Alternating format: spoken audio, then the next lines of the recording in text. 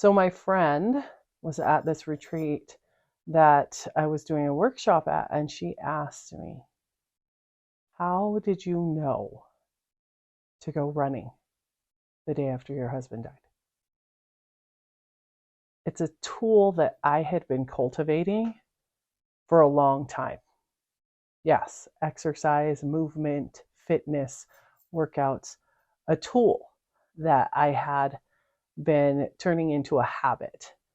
And without even realizing why I needed it, beyond like it makes me feel good, the physical benefits of it, the mental health benefits of it, I didn't know that it was going to be a tool that I would rely on through challenges and trials, through grief. So she asked me this question, and my immediate response was my body knew it would help. My body knew that I needed it. For a little over a year before my husband died, I had gotten back into the habit of working out. It's something, off and on through life.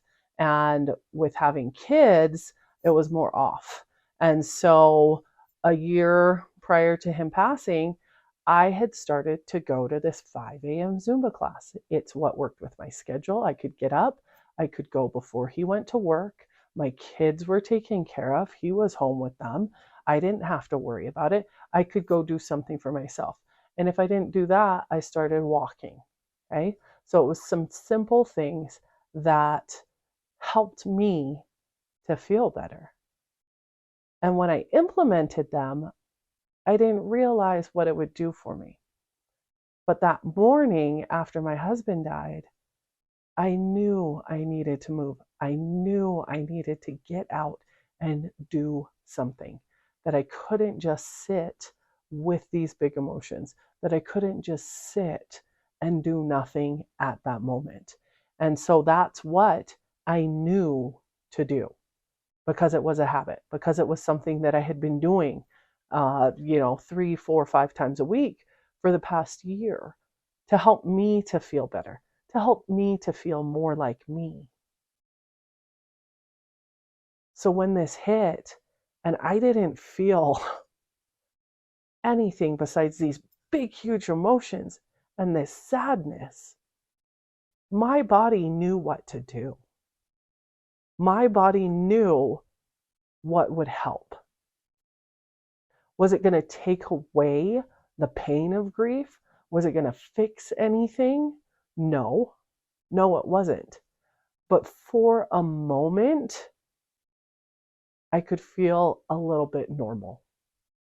For a moment, I could focus on something else.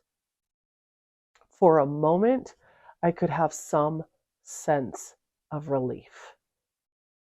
Even if it didn't last too long, even if it was only for the time where I was engaging in that practice of moving my body, it was something that helped. And if you can see the pattern there, I did it when life was normal, when things were kind of just going about the way they typically do for my life at that time. I didn't try to implement this in the midst of grief and chaos in my life. I implemented it when things were normal, when things were going along, running smoothly. I cultivated this habit before I knew I needed it. And I think that's the key with what I call the grief toolbox. These things that you're going to put into place need to be put into place when life is normal, when things are running smoothly. That way you'll know what works for you, what helps you to feel like a better human being, like a better mom, like a better mother, like a better whatever. You will know that because you're doing it. So when life is going along the way we hope it will, try those things. Find what works for you. For some of us, it'll be the same things: prayer, meditation, healthy eating, exercise, it'll be gratitude, those types of things. And those things can go across the board for a lot of people. But then there might be things that are specific to you. I've heard things about music and art, being out in nature, hiking. It really is so specific to you. So take the time now to figure out what's going to work for you and make that a part of your toolbox.